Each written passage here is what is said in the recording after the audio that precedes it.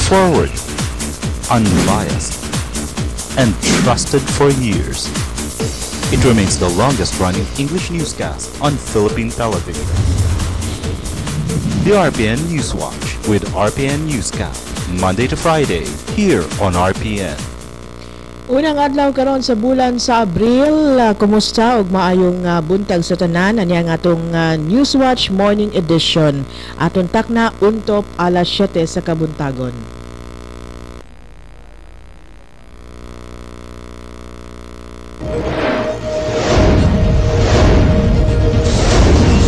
Balita sa DXKO.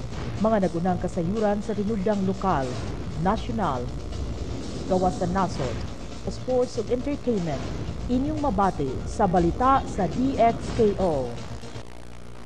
Balita sa DXKO. Ug karon ang inyong balita. Unahan sa atong mga balita, una sa lokal nga tinubdan mga kandidato lokal sa mayong mapiliay Santa Iyahay ng pagpangampanya. Team Oka wa mabalaka sa abanteng resulta sa survey sa rating batok kang incumbent Mayor Vicente Dongkoy Imano. NGCP dili makapasalig nga way brownout sa umaabot nga piliay. Sa balitang nasudnon na ginaganon sa mga turistang nahidangat sa Pilipinas paspas nga misaka. Sa natad sa sports lain-laing sports fest gilusad karon sa kabaranggayan ning panahon sa summer dinhi sa syudad sa Cagayan de Oro. Sa showbiz, Alfie Lorenzo malaumon nga magkauli ay ra sila Cesar Montano ug ang iyang alagang si Sunshine Cruz. Mao katunguluhan sa atong mga balita ang hingpit nga detalye ni ini sa atong Newswatch Morning Edition pinaagi ni sigahan sa DXKO Radyo Ronda.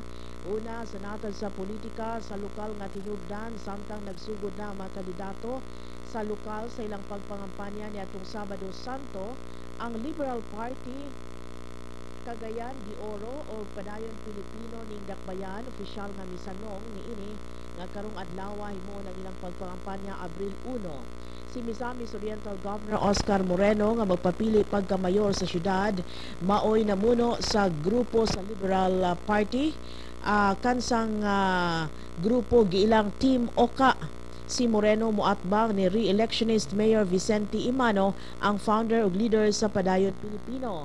Ang LPCDO mubukas sa ilang kampanya pinaagi sa hataw alang sa hapsay nga panggobyerno sa Capitol Grounds karong alas 6 sa buntag.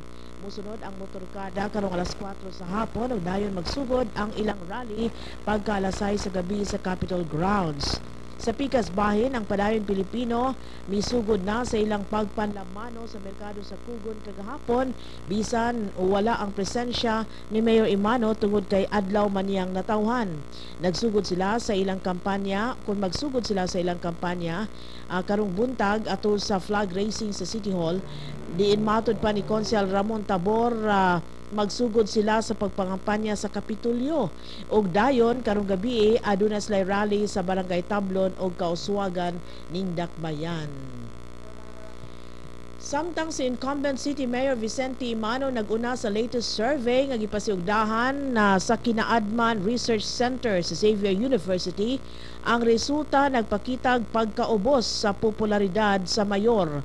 Matud pa sa iyang mga kaatbang, base sa survey, 34.5% sa mga botante mipili kang Imano, batok Moreno nga nakakuha lamang sa 27.67%.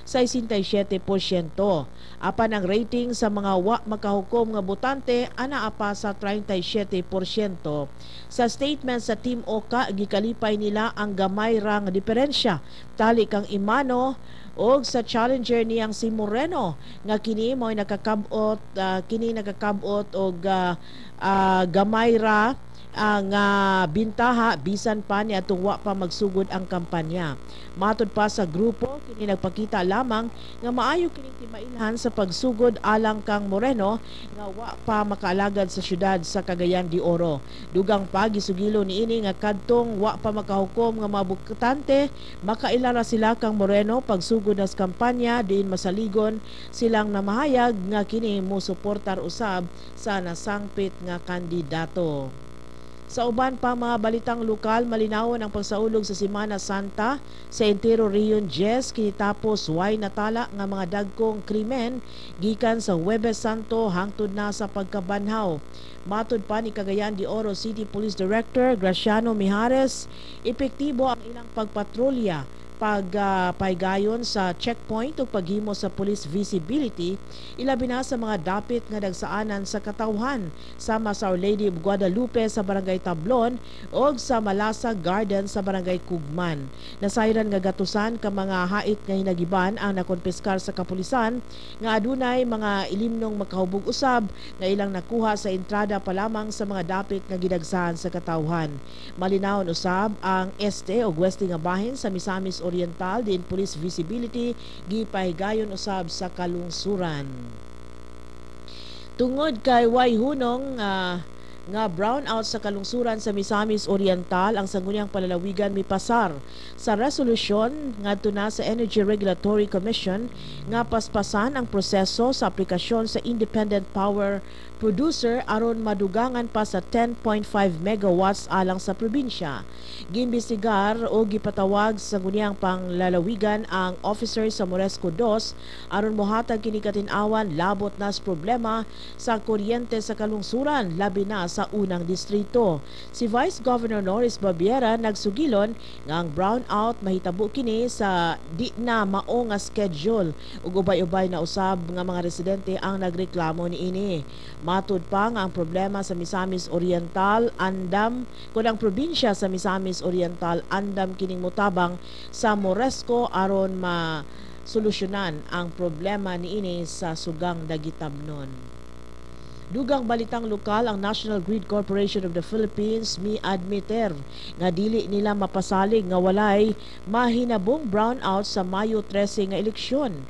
Hinuon na si NGCP spokesperson Cynthia Alabanza nagsugilon nga ilang himuon ang tanan aron mapatuman gayod ang zero power outage performance susama sa 2010 elections. Si Alabanza nagsugilon nga aron makabot ang zero power outage dinhi sa Mindanao panahon sa eleksyon na kinahanglan sila sa operasyon sa National Power Corporation ug sa local distribution utilities.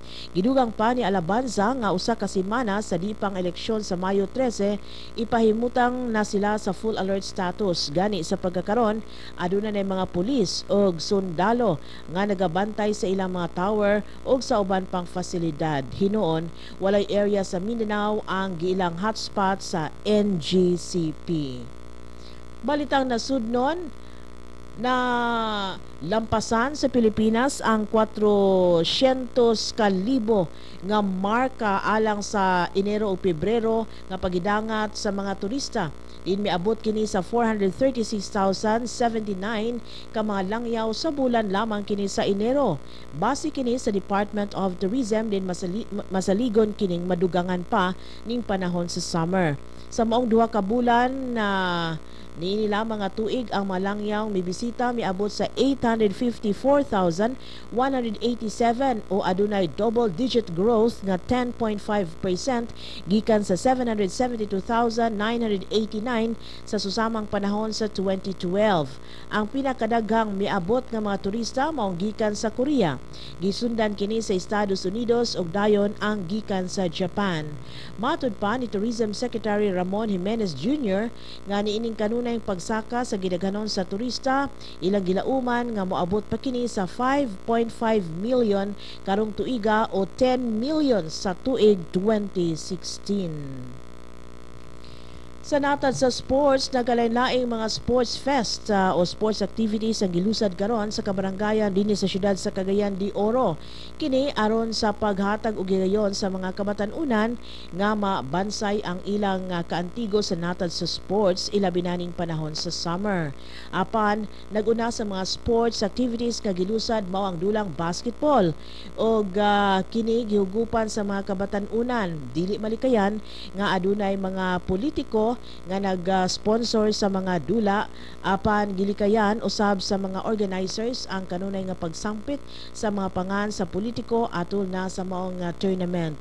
Sa pagkakaron gilauman nga magaproducer sa mga sports enthusiast og ingon man mga athletes nga mohatod og kadungganan dinhi sa lokal nga dapit kining pagpahigayon sa mga kalihukan sa natad sa sports sa nagkalain-laing kabarangayan dinhi sa syudad sa Cagayan de Oro. Sa katapusan sa natad sa showbiz, malaumon si Alfie Lorenzo nga magbalik ra sila Cesar Montano og ang iyang asawa nga din-alaga niining si Sunshine Cruz. Nasayran nga moabot na sa usa ka bulan ang panagbulag sa maong magtiayon diin nasayran nga nihimo na sa pagbalik showbiz si Sunshine tungod kay gusto niyang buhaton ang wa niya mabuhat og nalimtan sa paghimo ni adtong gigugol pang iyang panahon sa ilang pag nag-uban ni Cesar. Nanaad si Sunshine nga karon nga doon na siya kagawasan gikan sa kaminyoon nila ni Montano, iyan ang buhaton ang gusto niyang pagabuhaton. Mao nga kadesisyon siya nga mobalik pagsud sa showbiz. Gani pa man usa ka magazine ang nagpahimutan kaniya sa cover nga nagpakita sa iyang sexy nga hulagway. Nagtuo si Alfie Lorenzo sa iyang kabahin nga gipabugnaw lamang nila ni Cesar Montano og Sunshine Cruz ang ilang kasuko og problema sa usag-usa apan dako ang iyang paglaom nga magbalik ra gihapon kini sa pag-abot sa panahon. Mao kadto ang naglangkob sa atong Newswatch Morning Edition pinaagi ni sibihan sa DXKO. Balikan natong uluhan sa atong mga balita sa lokal nga tinubdan mga kandidatong lokal sa Mayo 13 nga eleksyon sa tayahay nagpagpangampanya dinhi sa Dakbayan. Team Oka wa mabalaka sa abanting resulta sa survey rating batok kang incumbent mayor Vicente Imano. NGCP dili makapasalig nga walay brownout sa umaabot eleksyon. Sa balitang nasudnon gidaghanon sa mga turistang niabot sa Pilipinas sa paspas kaayo ang pagsaka. Sa natad sa sports, dahil laing sports fest gilusad sa kabarangayan ning panahon sa summer dinhi sa syudad sa Cagayan de Oro. Ug sa showbiz, Alfie Lorenzo malaumon nga magkauli ra sila si Cesar Montano ug ang iyang alagang si Sunshine Cruz. Hangtod sa sunod higayon, ako si Jean Seruihos, mayong adlaw sa tanan. Mao kadto ang hanay